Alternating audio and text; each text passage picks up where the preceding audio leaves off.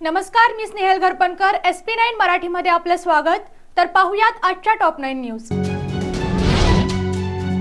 अशोक इंदलकर यांचे Jennifer and the beast या पुस्तकाचे प्रकाशन सिक्कीमचे माजी राज्यपाल खासदार श्रीनिवास पाटील यांच्या हस्ते करण्यात आले. सदर पुस्तकाचे प्रकाशन सोहळा KB पाटील इंजिनिअरिंग कॉलेज सभागृह सर्किट हाऊस मागे सदर बाजार कॅम्प सातारा येथे संपन्न झाला. अशोक इंदलकर यांचे जेनिफर अँड द बीस्ट या पुस्तकाचे प्रकाशन सिक्कीमचे माजी राज्यपाल खासदार श्रीनिवास पाटील यांच्या हस्ते करण्यात आले. सदर पुस्तकाचे प्रकाशन सोहळा KBP इंजिनिअरिंग कॉलेज सभागृह सर्किट हाऊस मागे सदर बाजार कॅम्प सातारा येथे संपन्न झाले. या कार्यक्रमाच्या निमित्ताने श्रीनिवास पाटील म्हणाले, सध्याच्या पिढीला वाचायला वेळ नसून जेनिफर अँड द बीस्ट अशा पुस्तकांमुळे वाचन संस्कृती वाढण्यासाठी मदत होईल. वाचल्यामुळे बुद्धीची वाढ होते. या पुस्तकामध्ये माणूस व पशु एकत्र आला तर काय करू शकतो हे लिहिले आहे. सामान्य माणसामध्ये काहीतरी करायची ऐकण्याची तसेच लिखाणाची कला असते. ती कला प्रत्येकाने जोपासली पाहिजे. इंदलकर यांना लहानपणापासूनच लिखाणाचा छंद लागल्यामुळे त्यांना जो विषय आवडतो त्याबद्दल ते लिहितात. यावेळी आपल्या पुस्तकाला महाराष्ट्र साहित्य परिषद पुरस्कार प्राप्त झाला आहे. ही कौतुकास्पद बाब असून जोपर्यंत बाहेरील लोक आपल्याला खांद्यावर घेत नाहीत तोपर्यंत आपल्या जवळच्या व्यक्तींना आपल्या कर्तृत्वाची जाणीव होत नाही. डॉक्टर सदानंद मोरे म्हणाले, जेनिफर अँड द बीस्ट या पुस्तकात वाघ व शिकार यांची कथा आहे. आपला प्राण्यांशी संबंध कसा येतो हे यामध्ये दर्शवले आहे. प्राणी व माणसाची उत्पत्ती वेगळी असून माणसाने प्राण्यांमध्ये सुद्धा फोड केली असून काही प्राणी आपल्याकडे पाळीव करून घेतले व त्यांच्यामार्फत इतर प्राण्यांची शिकार केली.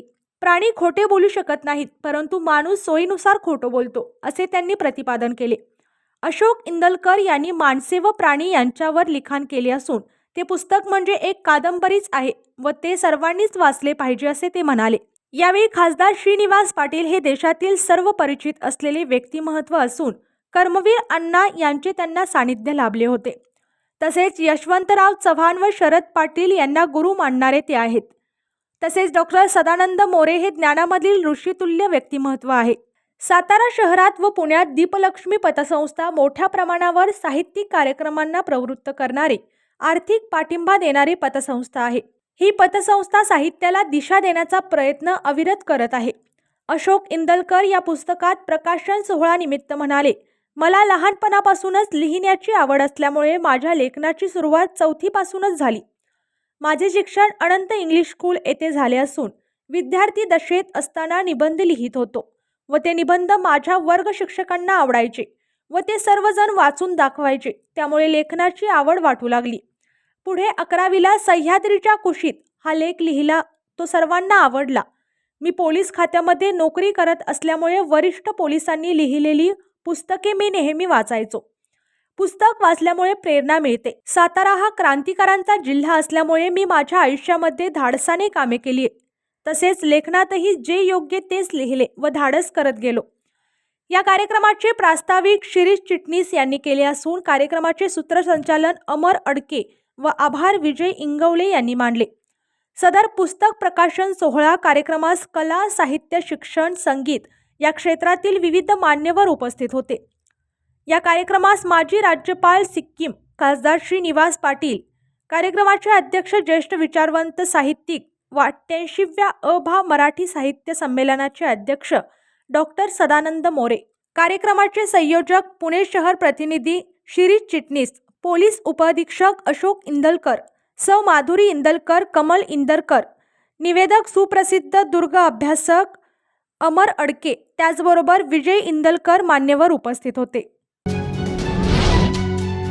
वाघापूर येथे बिद्री साखर कारखाना निवडणुकीचा श्री महालक्ष्मी शेतकरी आघाडीचा प्रचार शुभारंभ करण्यात आला. वाघापूर येथे बिद्री साखर कारखाना निवडणुकीचा श्री महालक्ष्मी शेतकरी विकास आघाडीचा प्रचार शुभारंभ करण्यात आला. यावेळी काँग्रेस जिल्हाध्यक्ष आमदार सतेज पाटील, पालकमंत्री हसन मुश्रीफ, माजी आमदार संजय घाटगे, माजी आमदार बजरंग देसाई, माजी आमदार दिनकरराव जाधव प्रमुख उपस्थित होते. या प्रसंगी चेअरमन KP पाटील म्हणाले, बिद्री कारखाना राज्यात प्रथम क्रमांकामध्ये आणला. दरवर्षी 28% बोनस कर्मचाऱ्यांना दिला. सभासद करताना मी कोणत्या गटाचा आहे हे बघितलं नाही. आमदार आबिटकर यांनी इथेनॉल प्रकल्प अडचणीत आणण्यासाठी प्रयत्न केले. तर AY पाटील आपल्यातून चेअरमन पदासाठी विरोधात गेले. पण लढाई मी मागे पडली नाही. बिद्री वाचली पाहिजे यासाठी या आघाडीला प्रचंड बहुमताने निवडून द्या.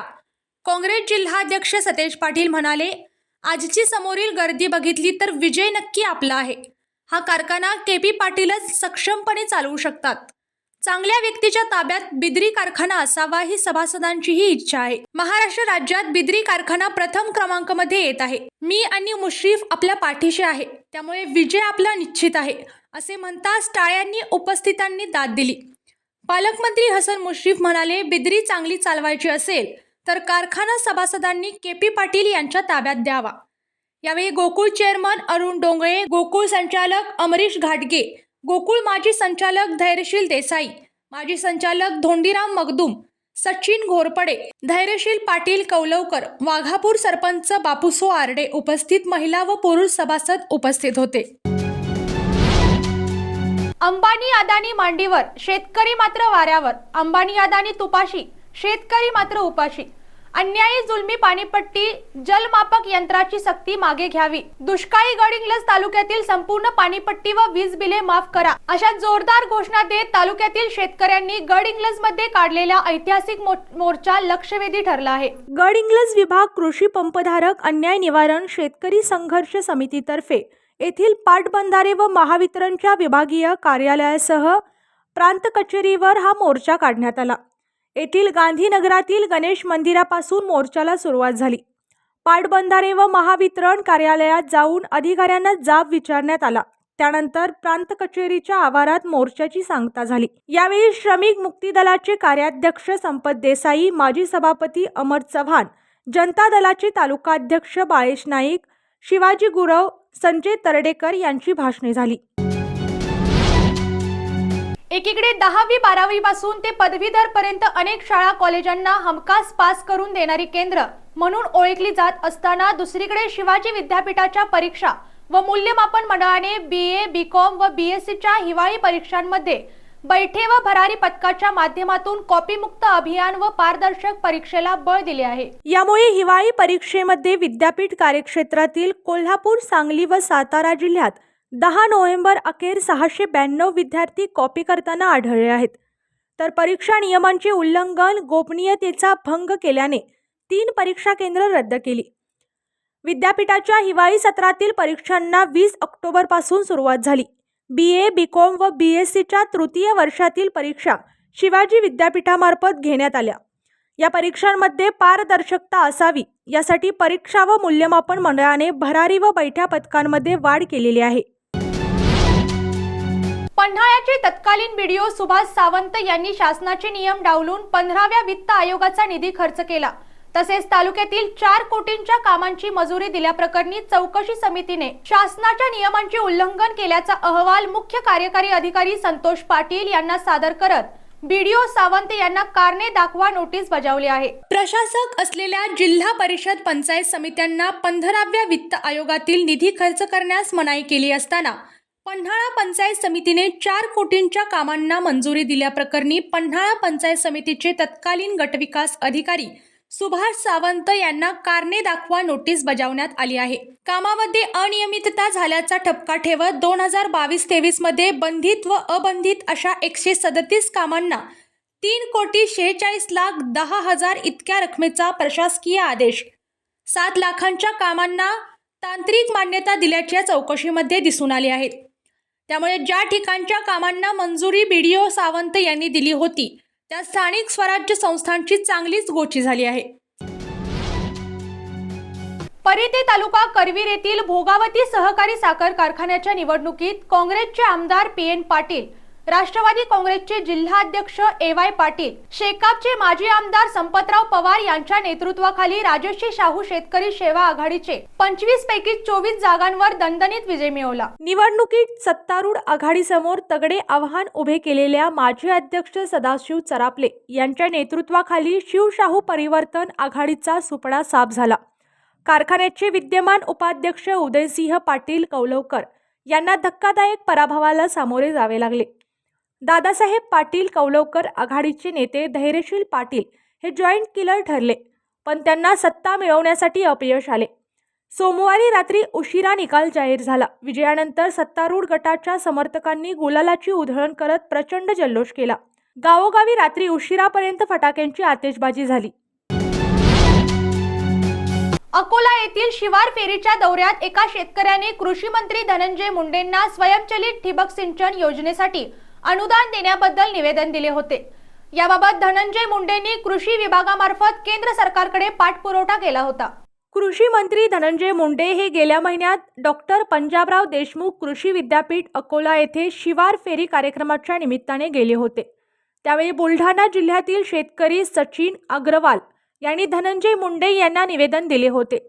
संत्रा फळ पिकाची गळती झाली असून फळबागांना स्वयंचलित ठिबक सिंचन प्रणाली बनवण्यासाठी अनुदान देण्यात यावे अशी विनंती अग्रवाल यांनी निवेदनाद्वारे दिली. अखेर दिवाळी स्पेशल गाड्यांना सांगली स्थानावर थांबा मंजूर. बिकानेर बेंगलोर बिकानेर एक्सप्रेस धावणार. गेल्या 26 व 27 नोव्हेंबरला बिकानेर बेंगलोर ही गाडी सांगली स्थानकावरील प्रवाशांना घेऊन धावणार आहे. परतीच्या प्रवासातही याच गाड्यांना 2 थांबे मंजूर झाले आहेत. आणखी काही लांब पल्ल्याच्या गाड्यांना सांगलीत थांबा मिळाल्याच्या हालचाली गतिमान झाल्या आहेत. प्रवासी संघटनांनीही त्याबाबत आग्रह धरला आहे. रेल्वे प्रशासनाने दिवाळीच्या काळात अनेक विशेष गाड्या सुरू केल्या. डिसेंबरपर्यंत या विशेष गाड्या धावणार आहेत. दिवाळीच्या काळात प्रवाशांना तातडीने कामाच्या ठिकाणी किंवा गावाकडे जाण्यासाठी रेल्वे उपलब्ध व्हाव्यात म्हणून दरवर्षी या गाड्या जाहीर केल्या जातात. यंदाच्या विशेष रेल्वे गाड्यांमध्ये सांगलीला एकाही गाडीचा थांबा नव्हता. कोल्हापूर जिल्ह्यातील बिद्री येथील वेदगंगा दूधगंगा सहकारी साखर कारखान्याच्या पंचवार्षिक निवडणुकीसाठी दुर्गी लढत होत आहे. दिनांक 21 नोव्हेंबर रोजी चिन्ह वाटप करण्यात आले असून सत्ताधारी पॅनल महालक्ष्मी शेतकरी विकास आघाडीला चिन्ह विमान तर विरोधी पॅनल राजश्री छत्रपती शाहू परिवर्तन शेतकरी विकास आघाडीला कप बशी हे चिन्ह देण्यात आले असल्याची माहिती निवडणूक निर्णय अधिकारी अरुण काकडे यांनी दिली. कोल्हापूर जिल्ह्यातील बिद्री येथील वेदगंगा दूधगंगा सहकारी साखर कारखान्याच्या पंचवार्षिक निवडणुकीसाठी दुर्गी लढत होत आहे. आज दिनांक 21 नोव्हेंबर रोजी चिन्ह वाटप करण्यात आले असून सत्ताधारी पॅनल महालक्ष्मी शेतकरी विकास आघाडीला चिन्ह विमान तर विरोधी पॅनल राजश्री छत्रपती शाहू परिवर्तन शेतकरी विकास आघाडीला कप बशी हे चिन्ह देण्यात आले असल्याची माहिती निवडणूक निर्णय अधिकारी अरुण काकडे यांनी दिली. दरम्यान विविध गटातून निवडणुकीच्या मैदानात उतरलेल्या 6 अपक्ष उमेदवारांना ही चिन्ह वाटप करण्यात आले असून आता प्रचाराच्या तोफा धडाडणार आहेत. कारखान्याच्या पंचवार्षिक निवडणुकीसाठी 3 डिसेंबर रोजी मतदान होत असून मतमोजणी 5 डिसेंबर रोजी होणार आहे. या निवडणुकीत दोन्ही पॅनलचे प्रत्येकी 25 व अपक्ष उमेदवार 6 असे एकूण 56 उमेदवार रिंगणात आहेत.